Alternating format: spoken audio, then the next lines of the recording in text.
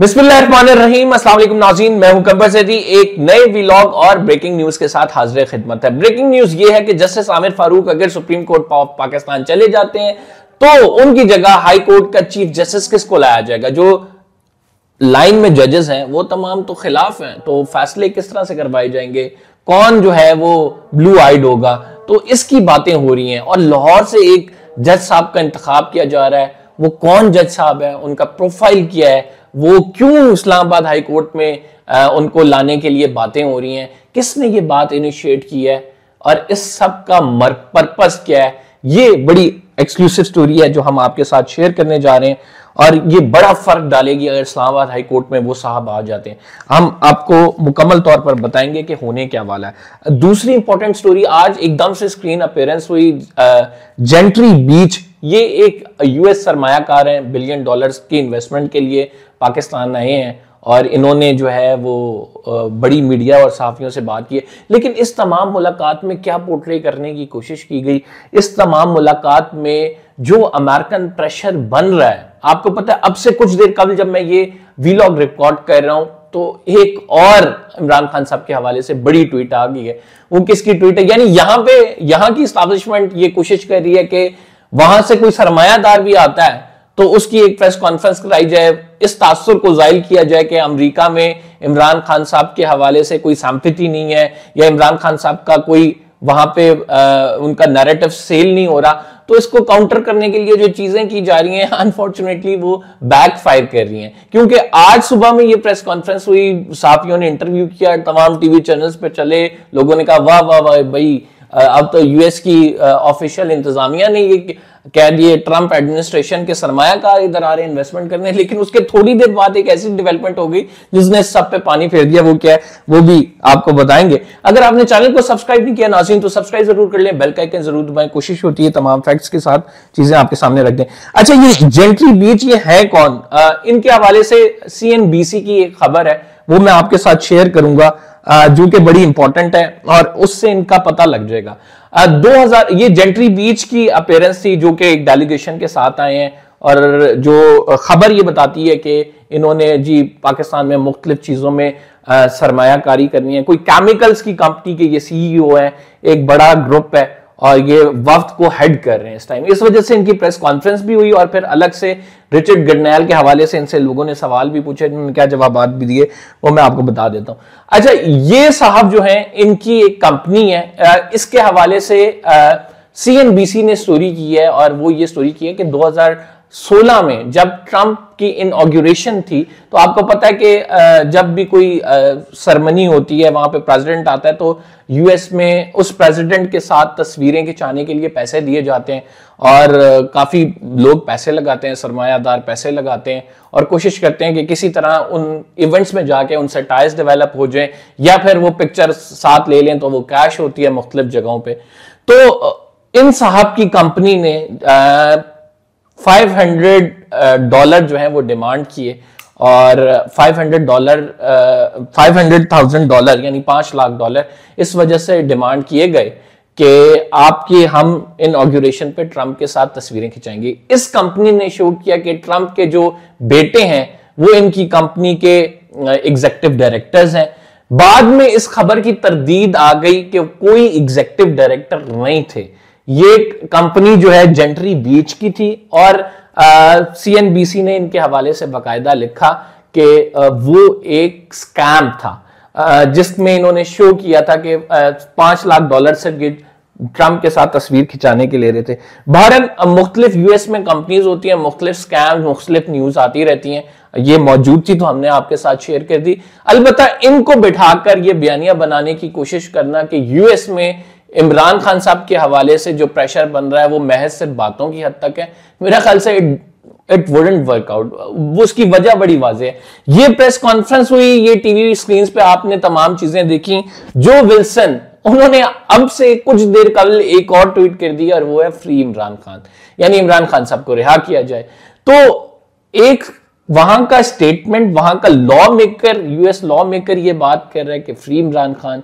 यहां पे आप एक प्राइवेट सिटीजन को बुलाकर जो कि सरमायाकारी की गर्ज से आया हुआ, जिसका अपना इंटरेस्ट है, एक प्रेस कॉन्फ्रेंस भी करा रहे हैं आप उससे बयानियां बनाने की भी कोशिश कर रहे हैं कि आप ट्रंप इंतजामिया आ रही है, तो ये वर्कआउट नहीं करेगा। ये आप किसी और को बेवकूफ बना सकते हैं, किसी और की आंखों में धूल झोंक सकते हैं। लोग, मेरा ख्याल से सोशल मीडिया का दौर है, अब तमाम चीजें उनकी निकालते हैं कि इस कंपनी का बैकग्राउंड क्या है, ये कंपनी कोई फ्रॉड तो नहीं है, ये वाकई $1 बिलियन की इन्वेस्टमेंट का। इससे पहले हमारे यहाँ सऊदीज भी आए थे और उन्होंने भी बड़े प्लेजेस किए। सरीना में उनकी बड़ी तकरीब हुई थी, आर्मी चीफ खुद उसमें मौजूद थे, कहा गया $25 बिलियन की इन्वेस्टमेंट आएगी। वो कहां गए इन्वेस्टमेंट?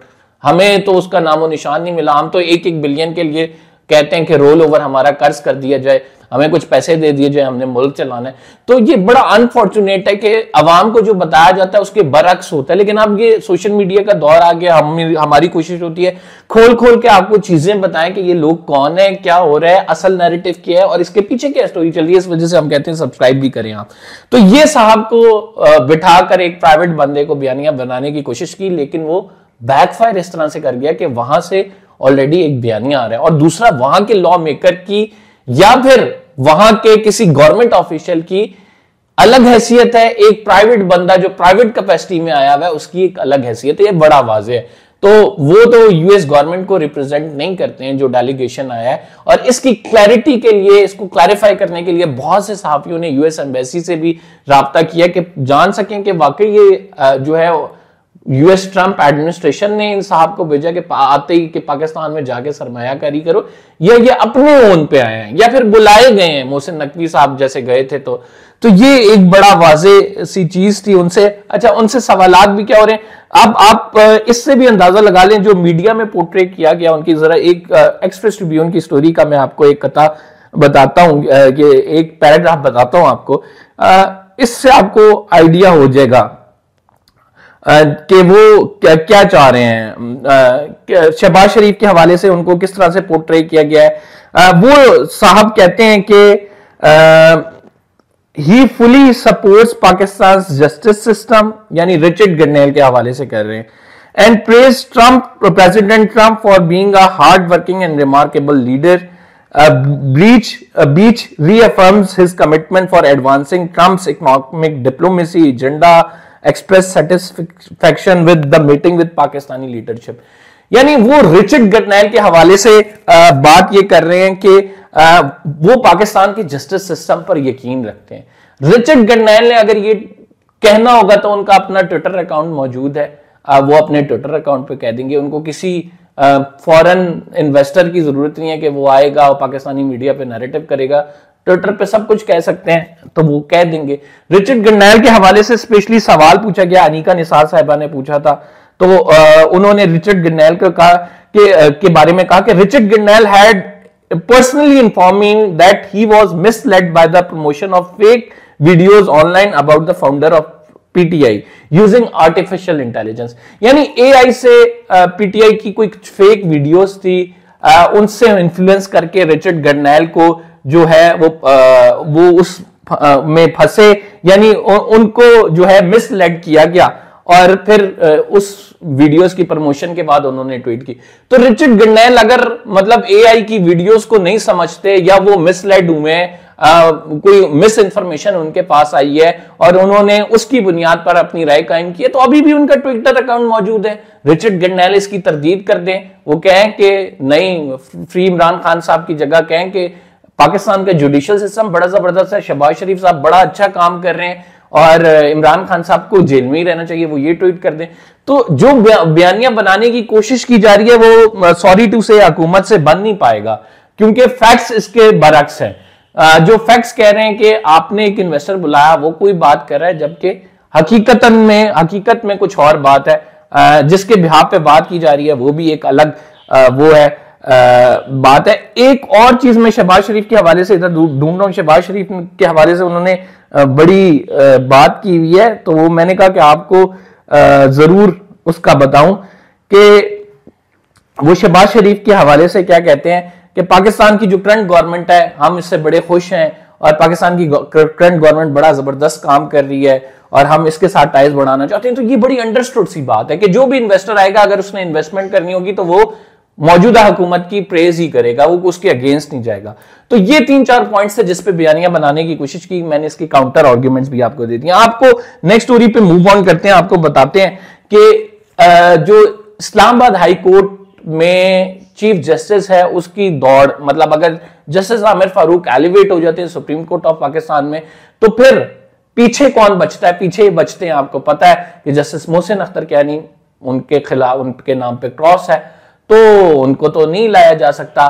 फिर वो 6 जजेस का मामला आ जाता है। गुल हसन औरंगजेब, मियां जस्टिस गुल हसन औरंगजेब साहब भी हैं, लेकिन उन पर भी ये लोग ट्रस्ट नहीं करते। फिर आपको पता है इस्लामाबाद हाई कोर्ट में तो अक्सरियत उन 6 जजेस की है जिन्होंने इंटेलिजेंस एजेंसीज के खिलाफ लेटर लिखा, तो वहां पे पीछे बड़ा मसला है कि किसको चीफ जस्टिस बनाया जाए, कौन ये तमाम मामला देखेगा। तो उस हवाले से आज एक नई स्टोरी सामने आई है, वो ये है कि लाहौर से जस्टिस सरफराज डोगर साहब है।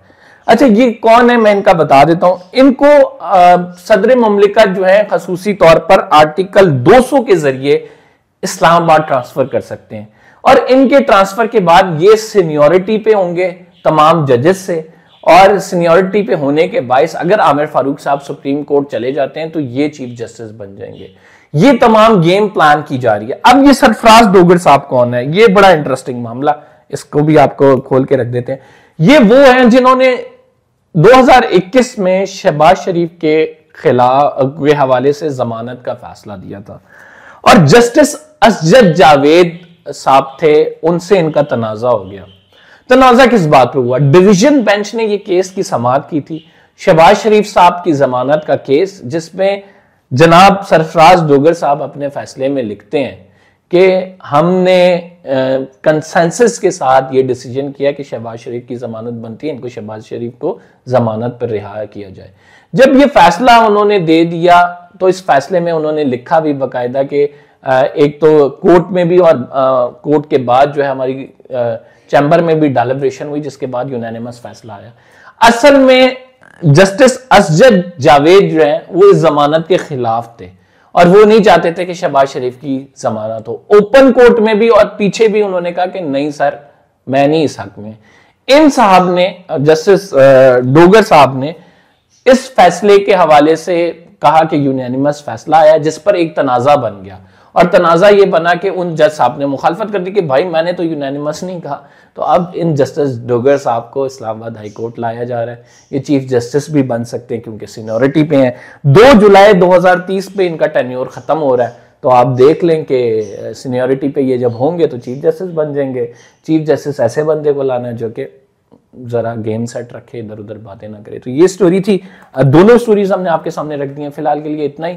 कंवर सैदी को इजाजत दीजिए, इंशाल्लाह अगले व्लॉग में मुलाकात होगी। चैनल सब्सक्राइब नहीं है तो सब्सक्राइब जरूर कर लें। अल्लाह ने के बाद।